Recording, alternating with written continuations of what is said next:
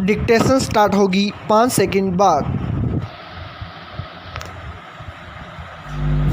Yes, Israel और फ़िलिस्तीन के बीच करीब 7 महीने पहले भड़की टकराव की आग बुझने का नाम नहीं ले रही है। इसी बीच ईरान में हमास के बड़े नेता इस्माइल हानिया की हमले में मौत ने इस आग में घी डाल दिया है।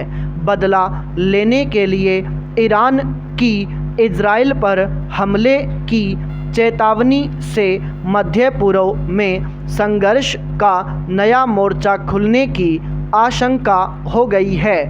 इसने दुनिया की चिंता बढ़ा दी है। हालात इतने गंभीर है कि भारत के साथ अमेरिका, ब्रिटेन और फ्रांस ने लेबनान में अपने नागरिकों के लिए सुरक्षा एडवाइजरी जारी की है। एयर इंडिया ने इज़राइल की राजधानी तेल अवीव के लिए उड़ानें रद्द कर दी हैं। जाहिर है, ईरान और इज़राइल में संघर्ष शुरू होता है तो इसकी आंच से भारत पर भी परोक्ष रूप से असर पड़ेगा। दोनों देशों से भारत के दोस्ताना रिश्ते हैं। दोनों से हमारी प्रमुख व्यापारिक साझेदारी भी है। सबसे चिंताजनक पहलू यह है कि ईरान और इज़राइल के बीच टकराव टालने की अंतर्राष्ट्रीय पहल नहीं हो रही है। संयुक्त राष्ट्र को इस्माइल हानिया की मौत के बाद ही सक्रिय हो जाना चाहिए था। बड़े देशों से सलाह मशविरा कर ईरान और इज़राइल को समझाने की फौरी प्रयास होते तो शायद पानी इस तरह सिर के ऊपर से गुजरने की नौबत नहीं आती। अमेरिका का जोर अपने दोस्त इज़राइल की सैन्य मदद करने पर है तो रूस, चीन, तुर्की, लेबनान, कतर, ओमान और पाकिस्तान जैसे देश तुम लड़ो, हम तुम्हारे साथ हैं की मुद्रा में ईरान का समर्थन कर रहे हैं। ईरान अगर इज़राइल पर हमले करता है तो दुनिया में संकट का घनत्व क्या होगा, इसकी तरफ किसी का ध्यान नहीं है। हैरानी की बात है कि उदारवादी माने जाने वाले हमास नेता इस्माइल हानिया को मध्यस्थ बनाकर कल तक इज़राइल फ़िलिस्तीन संघर्ष के हल तलाशने की कोशिश कर रहे अमेरिका ने भी अब हाथ खड़े कर दिए हैं। दुनिया के शक्तिशाली देश जब इस तरह हाथ खड़े करते हैं तो संकट टालने की संभावनाएं क्षीण होती दिखती है। वैसे भी अमेरिकी नेताओं का ध्यान मध्य पूर्व के घटनाक्रम के मुकाबले नवंबर में होने वाले राष्ट्रपति चुनाव पर ज़्यादा है।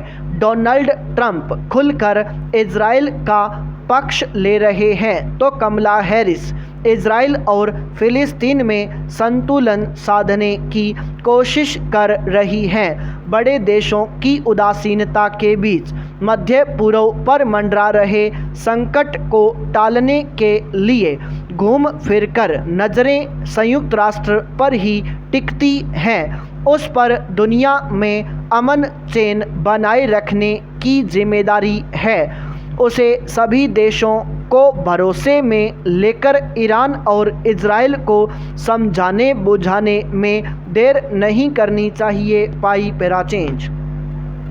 कुछ दिन पहले कर्नाटक राज्य की कैबिनेट की ओर से उद्योग, कारखाने एवं अन्य प्रतिष्ठान विधेयक 2024 का लाया जाना और विरोध के बाद इस विधेयक को रोका जाना देश में चर्चा एवं वाद विवाद का विषय बना। इस विधेयक में कर्नाटक की राज्य सरकार की ओर से निजी क्षेत्र में संचालित उद्योग धंधों एवं व्यापारिक प्रतिष्ठानों में प्रबंधकीय स्तर पर एवं उससे नीचे के स्तरों पर स्थानीय लोगों के लिए क्रमशः 50 एवं 70% आरक्षण का प्रावधान किया गया था। पूर्व में इस प्रकार के प्रयास हरियाणा, आंध्र प्रदेश एवं झारखंड की राज्य सरकारें भी कर चुकी हैं। कर्नाटक राज्य में स्थानीय होने का तात्पर्य उस व्यक्ति से है जिसका जन्म कर्नाटक राज्य में हुआ है और वह उस राज्य का 15 वर्षों से निवासी है तथा उसने स्थानीय भाषा कन्नड़ में कक्षा 10 उत्तीर्ण की है या उसने कन्नड़ भाषा से संबंधित कोई योग्यता अर्जित कर रखी है। हरियाणा और आंध्र प्रदेश राज्य में इस प्रकार के विधेयक क्रमशः वर्ष 2020 एवं 2019 में पारित हुए थे।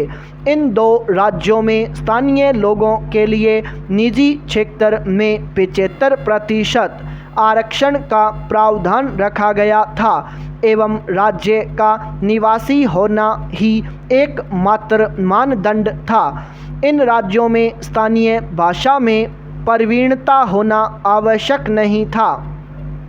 जहां एक और हरियाणा के इस विधेयक को पंजाब और हरियाणा उच्च न्यायालय ने निरस्त कर दिया था, वहीं दूसरी ओर आंध्र प्रदेश का प्रकरण वहां के उच्च न्यायालय में विचाराधीन है। झारखंड राज्य में भी विधेयक अभी तक लागू नहीं हो पाया है। वहां तृतीय एवं चतुर्थ श्रेणी के राजकीय सेवा के पदों की नियुक्तियों में 100% स्थानीय लोगों के लिए आरक्षण का प्रावधान करने की अनुशंसा की गई है। यह उल्लेखनीय है कि ये विधेयक कई प्रकार से भारतीय संविधान की मूल भावना के विपरीत होते हैं। भारतीय संविधान के अनुच्छेद 16 के अनुसार राज्याधीन नौकरियों अथवा पदों पर नियुक्ति के संबंध में सभी नागरिकों के लिए समान अवसर की अनुशंसा की गई है।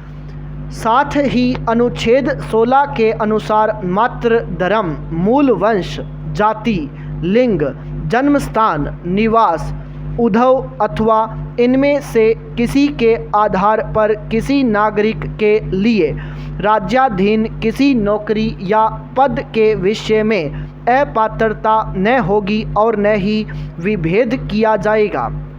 यद्यपि अनुच्छेद 16 निवास स्थान के आधार पर नियोजन या नियुक्ति हेतु आरक्षण का प्रावधान करता है, किंतु इस आरक्षण का प्रावधान मात्र सरकारी क्षेत्र की नियुक्तियों पर ही लागू होता है एवं इस हेतु आवश्यक कानून बनाने का अधिकार मात्र संसद को है। राज्य की विधानसभाएं इस कानून को बनाने के लिए सक्षम नहीं है, चूँकि यह कानून कर्नाटक, आंध्र प्रदेश व हरियाणा राज्यों की सरकारों ने अपने स्तर पर ही और वह भी निजी क्षेत्र की नियुक्तियों के लिए किया था। अतः संवैधानिक दृष्टि से इनका टिक पाना कठिन प्रतीत होता है।